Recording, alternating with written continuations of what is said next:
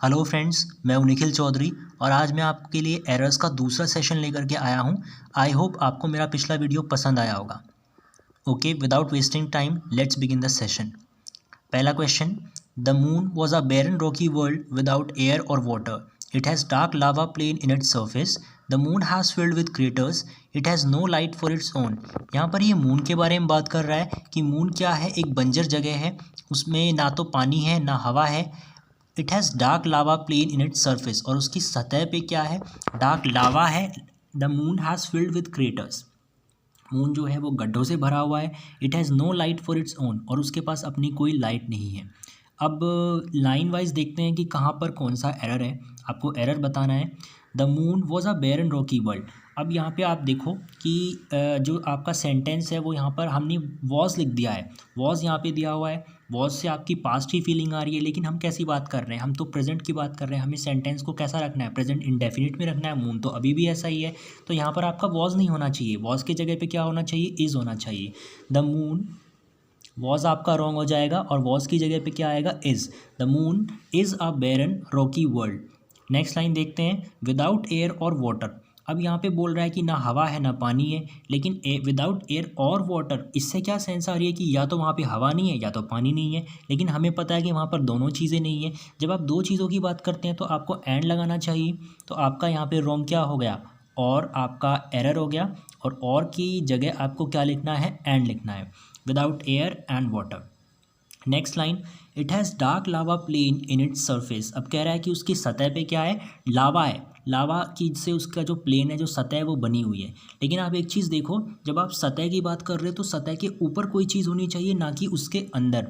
यहाँ पर क्या लिखा हुआ है, इन। इन का मतलब क्या होता है, अंदर। तो आपका ये रॉन्ग हो गया। यहाँ पर इन नहीं होना चाहिए, इनके जगह यहाँ पर क्या होना चाहिए, on. It has dark lava plain on its surface, मतलब उसके सरफेस के ऊपर, उसकी सतह के ऊपर क्या है, लावा है। ठीक है। Next, the moon has filled with craters. Moon जो है वो गड्ढों से भरा हुआ है। अब यहाँ पर आप the moon has filled with craters, has से क्या सेंस आ रही है, पोजेशन आ रही है। मतलब किसी के पास कोई चीज़ है, हम बोलते हैं ना, she has a toffee, she has a pen. तो यहाँ पर हमें वो चीज़, वो बात नहीं करनी है। हैज़ यहाँ पे गलत हो जाएगा। यहाँ पर क्या होना चाहिए, आपका इज़ होना चाहिए।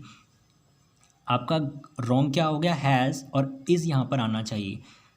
It has no, the moon is filled with craters. Moon जो है वो गड्ढों से भरा हुआ है, ना कि उसके पास है कोई चीज़, कोई किसी होने की बात नहीं कर रहा है वो।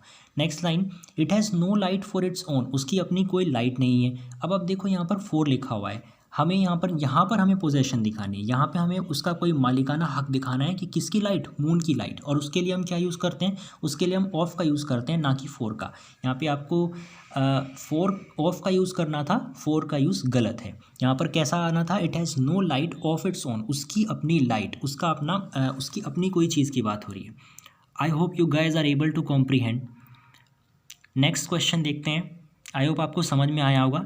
नेक्स्ट देखते हैं, छोटा सा क्वेश्चन है। India is a agricultural country. Bharat जो है वो एक एग्रीकल्चरल, वो खेती वाला देश है। Most of the people live in villages and are farmers. ज़्यादातर लोग यहाँ पर गाँव में रहते हैं और वो किसान हैं। ठीक है।